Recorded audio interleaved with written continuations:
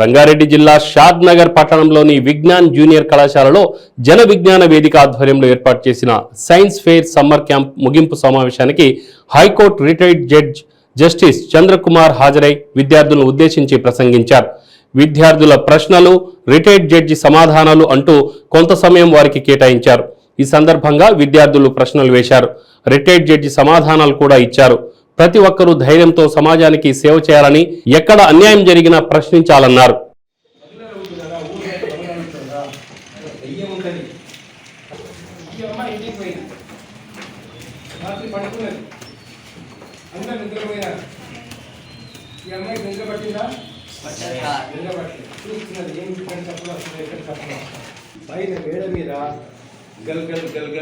మన ఆర్టికు రక్తం అనేది బ్లడ్ సర్క్యులేషన్ అనేది నీట్ గా జరుగుతుంది. స్టూడెంట్స్ చెప్పాలి.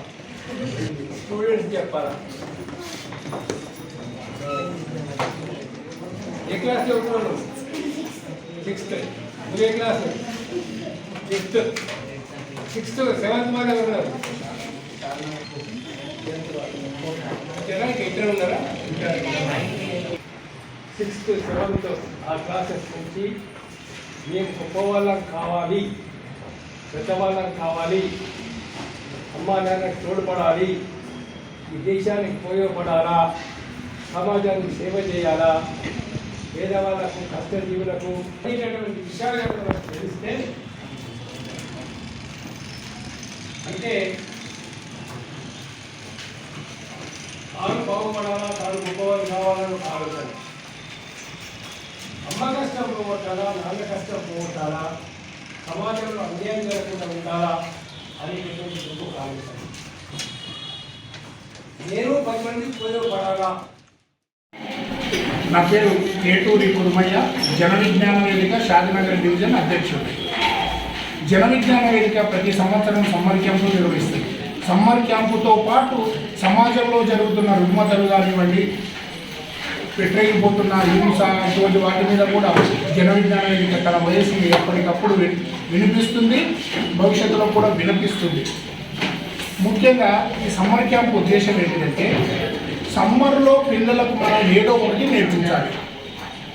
వాళ్ళు విషయం వేరే కాదు. మూఢనమ్మకాలు, జ్యోతిష్యం, వాస్తు పేరుతో లేకపోతే ఏదో పూజలు, దయ్యాలను నిలబడతాం, ఇలాంటి మాటలు చెప్పి మోసం చేస్తున్నాం. దీని వ్యతిరేకంగా శాస్త్రీయ ఉద్యమం చేపట్టాల్సిన అవసరం ఉంది. మూఢనమ్మకాలు సమాజంలో ఉన్నంతకాలం మనిషి అభివృద్ధిలోకి చెందదు. ఈ జాతకం బాగలేదు, ఈ గ్రాచారం బాగలేదు అని చెప్తే బాగా మంచి చదువుకొని పాస్ అయ్యే విద్యార్థులు కూడా వెనుకంజ చేస్తుంది. జాబు పోయేటటువంటి వాళ్ళ ఉద్యోగం ఈరోజు మంచిది కాదు, ఇలాంటి మాటలు చెప్పడం వల్ల కూడా చాలామంది నమ్మడం లేదు. చాలామంది యూత్ ఇలాంటి విషయాన్ని నమ్మడం లేదు. చాలా మంచి పరిణామం. అనేక మూఢనమ్మకాలు కొనసాగుతున్నాయి.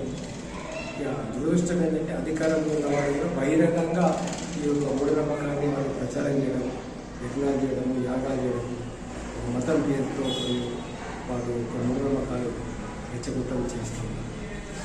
నిజమైనటువంటి ఆధ్యాత్మికతకు ఇబ్బంది ఏం లేదు. వాస్తవం చెప్పాలి, నిజమైన యోగులకు కానీ నిజమైన అది వేరే విషయం. కానీ మోసం చేసి పాదపూజ చేస్తే 10,000, ఇంటికి వస్తే 1,00,000 రూపాయలు ఇట్లా దోపిడీ వ్యవహారం